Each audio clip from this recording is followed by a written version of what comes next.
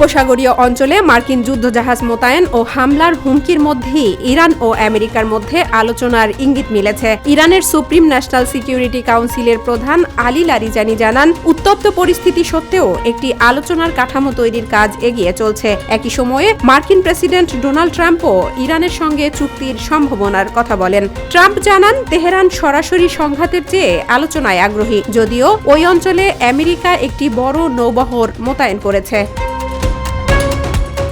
যুদ্ধবিরতি কার্যকর থাকার পরও গত ২৪ ঘণ্টায় গাজা উপত্যকায় ইসরায়েলি বিমান হামলায় অন্তত ৩১ জন ফিলিস্তিনি নিহত হয়েছেন। নিহতদের মধ্যে নারী ও শিশুসহ একই পরিবারের ৭ সদস্য রয়েছেন। গত এক মাসের মধ্যে সবচেয়ে বড় হামলা এটি। ভিডিও ও ছবিতে গাজা জুড়ে ছড়িয়ে পড়া ধ্বংসস্তূপের নিচ থেকে একাধিক মরদেহ উদ্ধার করতে দেখা গেছে এবং বহু ভবন ধ্বংস হয়েছে। পশ্চিম গাজা সিটির রিমাল এলাকায় একটি আবাসিক ভবনে হামলায় ৩ শিশু ও ২ নারী নিহত হন। দক্ষিণ গাজার খান ইউনিসে বাস্তুচ্যুতদের একটি তাঁবুতে হামলায় এক ব্যক্তি, তার ৩ ছেলে ও ৩ নাতি-নাতনি সহ ৭ জন নিহত হন। এছাড়া গাজা সিটির আল তুফা সহ বিভিন্ন এলাকায় আরও হামলা চালানো হয়েছে।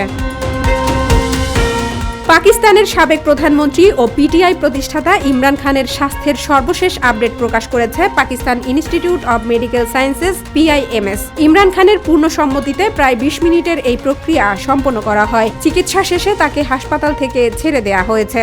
কর্তৃপক্ষ জানিয়েছে, তার স্বাস্থ্যে নতুন কোনো জটিলতা নেই এবং চিকিৎসা পেশাগত মানদণ্ড মেনেই দেয়া হয়েছে। পূর্ণাঙ্গ স্বাস্থ্য পরীক্ষার পর ইমরান খানের ডান চোখে চিকিৎসা প্রক্রিয়া সম্পন্ন করা হয়েছে। দৃষ্টিশক্তি কমে যাওয়ার অভিযোগের পর আদিয়ালা কারাগারের ভেতরেই একজন সিনিয়র চিকিৎসক তার বিস্তারিত পরীক্ষা করেন এবং প্রয়োজনীয় মেডিকেল টেস্ট সম্পন্ন হয়।